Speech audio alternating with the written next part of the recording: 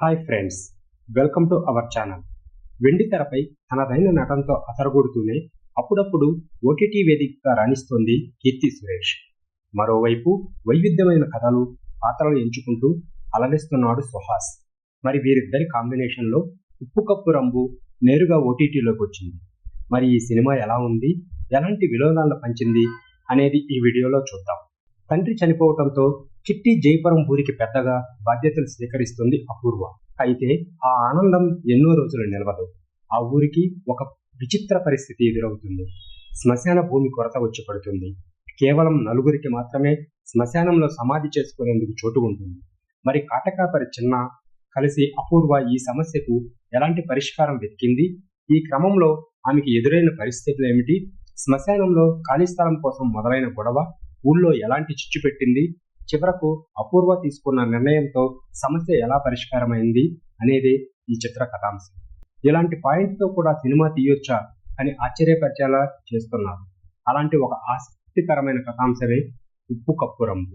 శ్మశాన భూమి కొరత అనేది ప్రస్తుతం సమాజంలో నెలకొన్న సమస్యల్లో ఒకటి. దానికి వినోదం జోడించి తెరపై ఆవిష్కరించే ప్రయత్నం చేయడంలో దర్శకుడు శశి కొంతవరకు సఫలమయ్యాడు. కథా వస్తువు చిన్నదైనప్పటికీ దాని చుట్టూ అల్లుకునే సన్నివేశాలు సినిమాపై ప్రేక్షకుడికి ఆసక్తి కలిగించేలా చేశాయి. చెప్పాలనుకున్న పాయింట్ చెబుతూనే ప్రేక్షకుడు విసిగిపోకుండా ఎంగేజ్ చేయగలిగాడు. అలా చేయలేనప్పుడు కథ ఎంత షార్ప్గా చెబితే అంత బాగుంటుంది. ఈ చిత్రం అదే లోపించింది. శ్మశానం కొరత అనే చిన్న పాయింట్ కావడంతో అసలు విషయాన్ని ఆవిష్కరించే క్రమంలో చాలా లోటుపాట్లు కనిపిస్తాయి. ఊరి పెద్ద అయిన తండ్రి మరణంతో అపూర్వ బాధ్యతలు స్వీకరించడంతోనే కథ నేరుగా మొదలవుతుంది. ఈ క్రమంలో వచ్చే సన్నివేశాలు, రచ్చబండ దగ్గర అపూర్వ నటన, ఊరి ప్రజల తీర్పు కాస్త అతిగా అనిపిస్తాయి. ఆయా సన్నివేశాలు ఎక్కడా సహజత్వం కనిపించదు. వాటి ద్వారా హాస్యాన్ని పుట్టించే ప్రయత్నం చేసినా అది పెద్దగా వర్కౌట్ కాలేదు. నలుగురికే శ్మశానంలో స్థలం ఉందని తెలిసిన తర్వాత ఊళ్ళో చావుకు దగ్గరైన వాళ్ళ వివరాలు సేకరించటం, లాటరీ తీయటం వంటి సన్నివేశాలు కథను ముందుకు తీసుకెళ్లే భాగంగా తెచ్చిదిద్దినవే తప్ప వాటి నుంచి అదనంగా వచ్చిన ప్రయోజనం ఏమీ ఉండదు. దీంతో కథ మొత్తం అక్కడక్కడే తిరిగిన భావన కలుగుతుంది.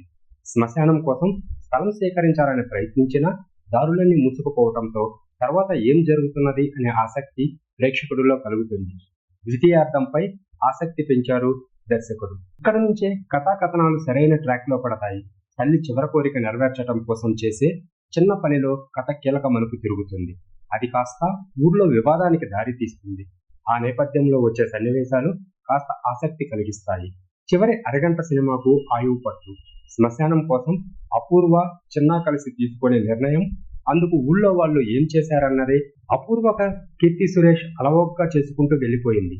ఊరి పెద్దగా బాధ్యతలు స్వీకరించటం, ఆ క్రమంలో వచ్చే సన్నివేశాల్లో కీర్తి నటన కాస్త అతిగా అనిపించినా ఆ తర్వాత చాలా సెటిల్డ్గా చేసుకుంటూ వెళ్ళిపోయింది. చిన్న పాత్రలో సుహాస్ ఈజీగా చేసుకుంటూ వెళ్ళిపోయాడు.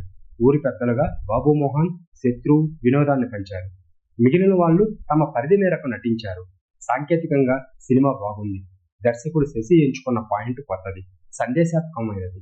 అయినా దానిని చెప్పడానికి కాస్త ఎక్కువ సమయం తీసుకున్నారనిపిస్తుంది. గ్రామదేవతగా ఆడది ఉంటే తప్పు లేదు, కానీ ఊరి పెద్దగా ఉంటే తప్పేమిటి అంటే సంభాషణలు మెప్పిస్తాయి. ఎలాంటి అభ్యంతరం లేకుండా కుటుంబంతో చూడదగిన సినిమా ఇది. అమెజాన్ ప్రైమ్ వీడియో వేదికగా తెలుగులో స్ట్రీమింగ్ అవుతుంది.